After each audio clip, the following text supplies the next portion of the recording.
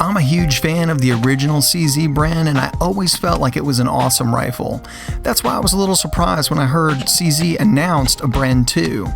I really didn't think there was too much to improve on. Well, I couldn't have been more wrong. One of the most notable and welcome changes is CZ put the Bren on a massive diet. Maybe I should take a hint. But in all seriousness, they cut almost 2 pounds off the original Bren. The Bren2 weighs in at a mere 5.6 pounds, which is way less than the 10 large moving boxes that most ARs weigh in at. Or at least that's what a congresswoman told me, so it must be true. In all seriousness, this is ridiculously light for a gun like this, but really unheard of for a piston-driven platform. It is immediately noticeable as soon as you pick this thing up. It is so appreciated in a gun like this and a welcomed improvement. It makes the ergonomics and handling of the entire gun that much better. They did this by trimming down the aluminum receiver and going with a carbon fiber reinforced polymer lower. I will say that the Bren2's barrel profile is much slimmer, almost like a pencil barrel, and we'll have more on that in a minute. All of the ergos are greatly improved over the original Bren 805. Another giant leap into the future is the charging handle no longer reciprocates. I used to say that reciprocating charging handles really didn't bother me, but I also used to not carry a GPS, a calendar, a calculator, a camera, a personal computer, my entire music collection, and oh yeah, a phone around in my pocket. The new way is better, much better. It's 2019, time to get rid of all the reciprocating charging handles on current designs. The charging handle that does not reciprocate can be swapped to either side of the gun for your liking. The mag release and safety can also be accessed from either side of the gun, and the bolt release design is extremely well thought out too.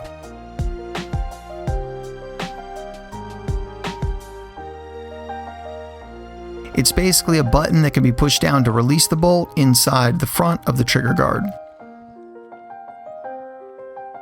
It can also be pushed up to be used as a bolt hold open, and there's also a bolt paddle release in the traditional spot that you would find it on an AR-15.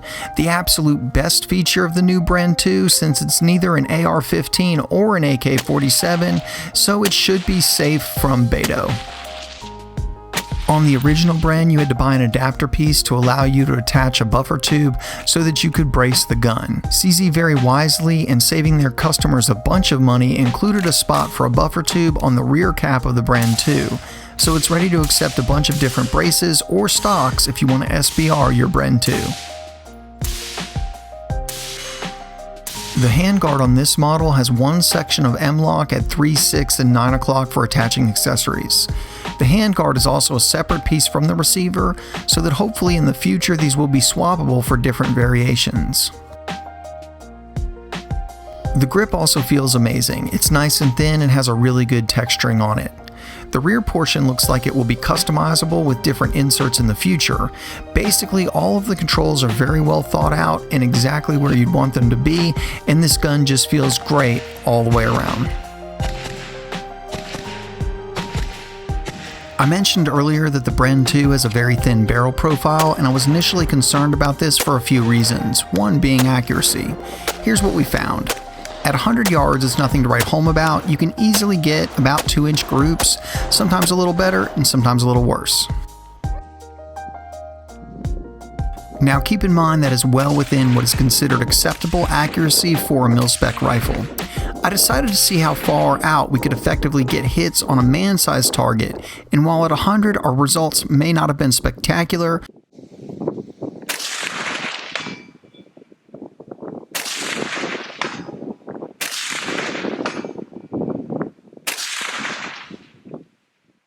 we effectively got hits at 300, 500, and even as far out as 700 yards, even with the 11-inch barrel on the Bren2.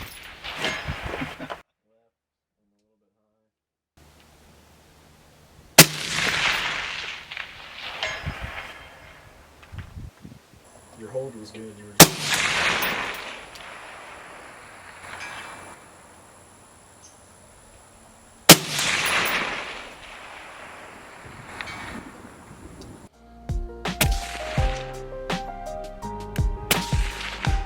So while precision accuracy might not be great at 100, it has more than enough practical accuracy to get effective hits on targets farther out than you'll probably ever realistically shoot a rifle like this. All of the long distance shots and a good portion of the well over 1,000 rounds we put through the Bren2 was with the Norma Tactical 223. This is a really good ammo that won't break the bank, and as you can see, it can definitely go the distance. We also got some great aftermarket upgrades from HB Industries. They always seem to be one of the first with great upgrades on the new guns that I'm interested in. We got the extended charging handle, which is nice and large and much easier to grab and manipulate than the stock one. There's also a really nice safety selector, which again is a little larger than the stock version, but the most impressive offering from HB Industries is the Bren2 trigger. This thing is amazing. The stock trigger on the Bren is pretty good, but this brings it to a whole new level. First off, it's flat and just feels much better than the stock version. My trigger is an anodized gray and I love the cool unique look, but they are also available in black and red. They've also managed to eliminate the take-up or the slop before the hammer drop and greatly minimize the over travel, giving the trigger an awesome, light, crisp pull with a very impressive short reset. The trigger is weighing in at just under 3 pounds on my scale. Now I will say that the install is a little more involved than say putting a trigger in an AR, but HB Industries has an excellent video to walk you through the process. I got mine in and I'm from Alabama, so you should be okay. These are all great upgrades to the Bren that will greatly enhance the operation and won't break the bank. One more upgrade we got was a 2-port comp from JMac Customs. Not only are these comps very effective, they look amazing, and they are compatible with dead air silencers, so you can immediately attach your Sandman or Chemo equipped Nomad directly to them. These are awesome and give you some different options from the standard dead air mounts. CZ has a huge winner on their hands with the Bren2. We actually put probably closer to 1,500 rounds, maybe even more than that through this for the review. Never cleaned it the whole time and it just keeps running. The vast majority of that's suppressed, so reliability will never be an issue you have to worry about with the Bren2. The gun also just feels so good to shoot. That's great ergonomics while being extremely light and getting the job done with accuracy that is more than capable of getting shots on target. This is just an awesome gun, and if you're in the market for something like this and can find one, I would highly recommend it. And for everyone that asked on social media, I would definitely take this over a Scar 16. It really wouldn't even be close. Everyone always wants to know the setup we ran, so here it is. The red dot we were using was an Aimpoint Comp M5 with a Kinetic Development Group mount.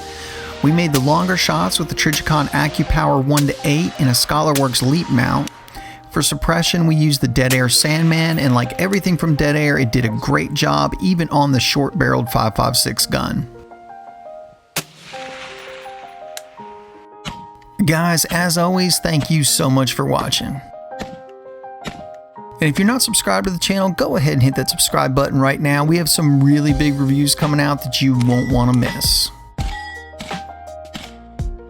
Want to know what those big reviews are before they get to the YouTube channel? Check us out on Instagram and Facebook. There you can see what's being reviewed in real time way before it hits the YouTube channel.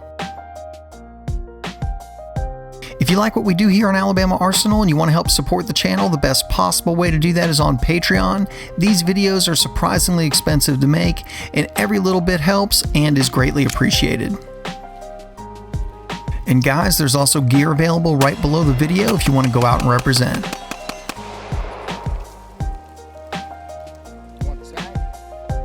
And as always, thank you so much for watching.